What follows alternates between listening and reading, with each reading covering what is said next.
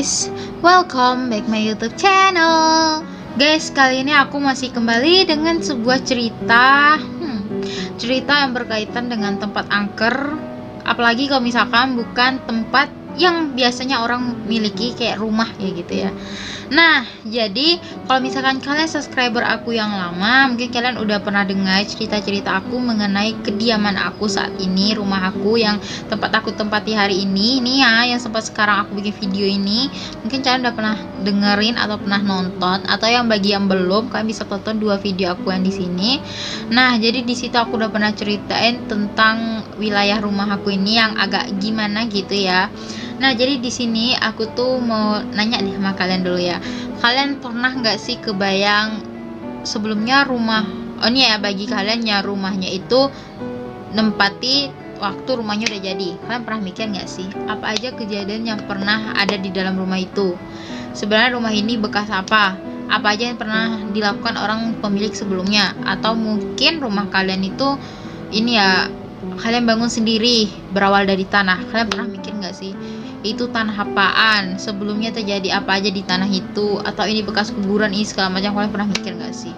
Kalau aku jujur, aku pernah banget mikir sebelum rumah ini dibangun. Aku mikir ada tanaman apa di sini, sesuatu apa yang ada di sini, tempat siapa yang diganggu di sini, atau sebelum aku tinggal di sini apa aja yang pernah terjadi. Wah, gitu-gitu deh ya. Pokoknya aku tuh orangnya tuh suka mikir sesuatu yang gak seharusnya aku pikirin gitu.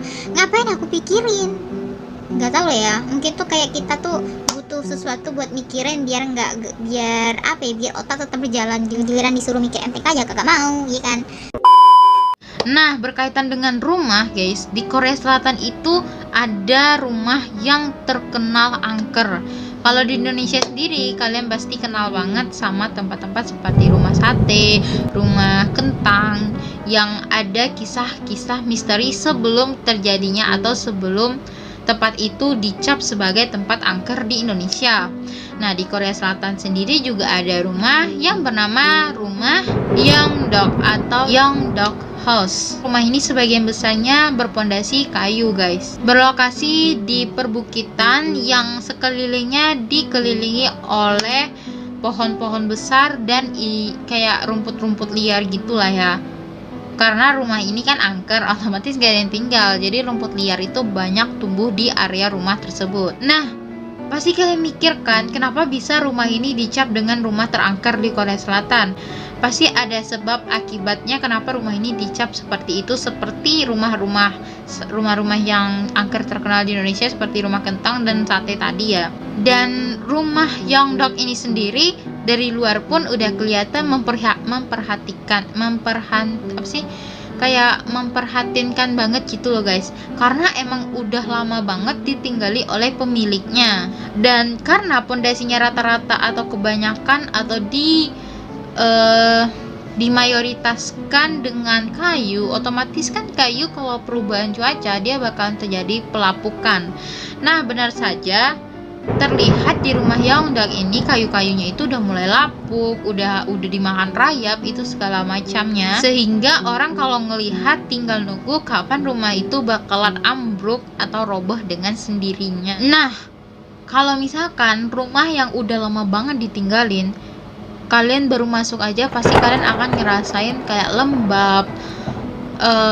Kalau gelap udah pasti rumah itu nggak bakalan ada lampu, karena siapa yang tinggal di sana bakalan ada lampu, siapa yang mau bayar listrik, ya kan? Dan udah pasti kalau rumah yang lama banget ditinggal itu udah pasti kotor banget. Dan kalau dilihat dari suasananya, udah tentu pastinya di situ udah ada penunggu yang tak kasat mata. Nah, berkaitan dengan rumah tersebut, pasti rumah itu ada umur tuanya. Benar saja, rumah itu dibangun semenjak era tahun 1980-an. Hampir sama ya dengan pembangunan taman bermain yang kemarin Yongmalen. Kalian silahkan nonton videonya ini. Hampir sama ya, di era yang sama. Nah, tapi sebelum itu dibangun untuk membuka usaha restoran oleh sebuah keluarga. Dengan lokasinya yang strategis, menghadap pemandangan pantai timur Korea Selatan yang sangat indah membuat restoran itu ramai pengunjungnya. Namun masa kejayaan pada restoran itu tidak berjalan lama, guys. Kondisi itu berubah semenjak restoran tersebut mengalami kebangkrutan. Kemudian rumah tersebut ditempati oleh orang-orang lain, maksudnya udah berganti kepemilikan gitu, guys. Jadi semenjak restoran itu bangkrut, jadi orang-orang tuh mulai ada yang tinggal di sana tapi pindah, terus nggak nyaman atau ada sesuatu yang terjadi kita nggak ada yang tahu. Terus ada lagi pemilik yang baru, nggak nyaman, pindah lagi, pemilik baru lagi, gitu-gitu aja terus sampai pada akhirnya rumah tersebut akhirnya ditinggalkan, benar-benar ditinggalkan, tidak ada pengganti pemilik sebelumnya, sampai akhirnya rumah tersebut terbengkalai. Anehnya, kenapa akhirnya itu ditinggalkan begitu saja? Mereka merasa bisnis atau usaha yang mereka jalani di wilayah tersebut atau di rumah tersebut, mereka malah merasa selalu gagal atau kayak ya pokoknya bikin bangkrut dah ya, pokoknya tuh gagal mulu.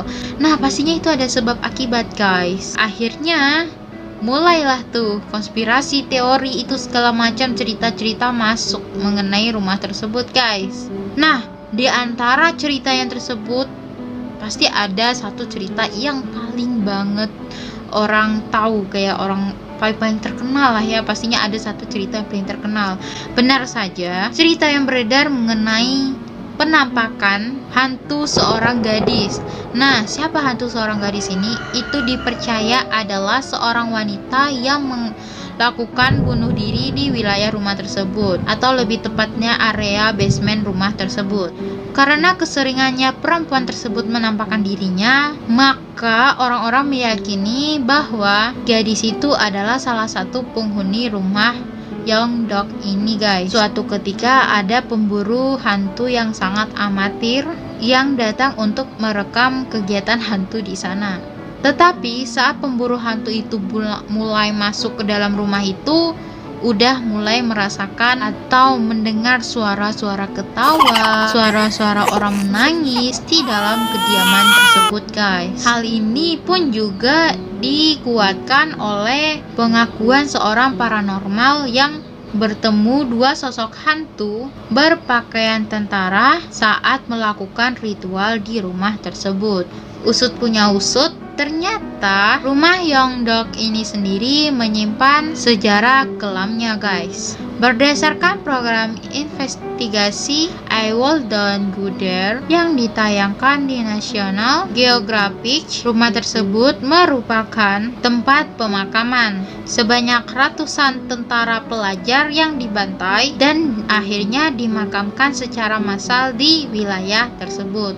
Nah, benar saja peristiwa tentara itu terjadi pada masa meletusnya perang antara Korea Selatan dan Korea Utara. Itu terjadi pada era 1950-an. Nah, sebagian orang meyakini bahwa sebenarnya tentara-tentara tersebut tuh sebenarnya masih hidup, guys, tetapi mereka dipaksa dikubur atau dikubur hidup-hidup oleh para sekutu di area rumah Yeongdeok tersebut, di tanahnya. Hingga saat kini pun pemakaman itu tuh tidak pernah dipindahkan oleh siapapun. Mungkin itulah sebab kenapa rumah itu dikelilingi area wilayah kayak aura-aura mistis, aura-aura yang gimana gitu ya, yang gaib-gaib, yang tak kasat mata gitu ya, yang pasti bikin serem. Ya, serem banget.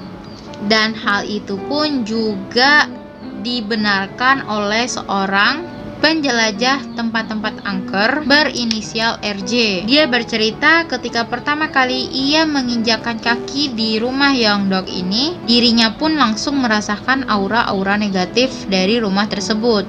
Untuk membuktikan keangkeran rumah tersebut, ia akhirnya memberanikan diri menginap di rumah tersebut. Nah, selama ia menginap di dalam rumah tersebut, ia merasakan aura-aura mistis, hal-hal yang gaib gitu, melihat bayang-bayangan aneh, hingga mendengarkan suara langkah kaki seseorang. Dengan memasang kamera perekam, ia sengaja menutup apa saja kayak pintu, jendela, untuk melihat lebih jelas apa saja yang terjadi di dalam rumah tersebut.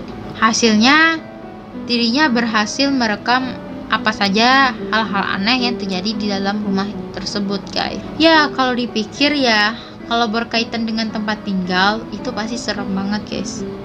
Dan pasti ada jiwa-jiwa nggak nyaman. Biasanya orang bakalan pindah itu ada dua kemungkinan. Pertama, dia kelimpahan duit, jadi dia pingin cari tempat yang paling nyaman lagi, atau dia harus dipaksa pindah karena mengalami kebangkrutan atau apa saja. Akhirnya mereka memilih rumah yang harganya miring. Dan kebiasaan dari rumah yang harganya sangat miring tapi rumahnya sangat bagus, itu biasanya berkaitan dengan hal-hal mistis. Benar saja, kalau nggak percaya kalian cek aja sendiri. Rata-rata rumah yang paling bagus itu yang harganya bisa miring itu karena ada hal-hal yang tak masuk di akal yang pernah terjadi di dalam rumah itu. Gak percaya, kalian cek aja sendiri. Karena rata-rata setiap aku nonton film hantu pun hal yang sama pun terjadi. Pasti rumah itu tuh bekas pembunuhan, bekas orang bunuh diri, ada ini, ada itu. Dan pastinya tuh orang bakalan jual dengan harga miring. Yang penting laku aja deh. Dia gak peduli, yang penting laku, ada yang mau, dilepasin. Buat apa ditahan kan, daripada dia ambruk sendiri kan malah jadi rugi, sama kayak rugi banget gitu kan. Gimana guys, cerita kali ini kalian mulai penasaran gak dengan kediaman kalian? Apakah di rumah kalian sebelumnya ada apa-apa gitu? Ataukah tanah kalian bekas kuburan juga? Enggak ya, enggak pastinya. Nah, kalau misalkan kalian juga mikir hal yang sama kayak aku, selamat, Anda terhipnotis dengan cerita rumah hantu. Rumah hantu, kalau ngomongin rumah hantu keinget ini deh, pasar malam. Oh ya, jangan lupa nonton video aku sebelum ini mengenai tempat hiburan terangker di Korea Selatan, yaitu Yongmalen nih. Oke, cukup sekian video aku kali ini, semoga kalian suka, dan jangan lupa like, subscribe, dan jangan lupa follow Instagram aku @_ra.17. Thank you, goodbye, see you.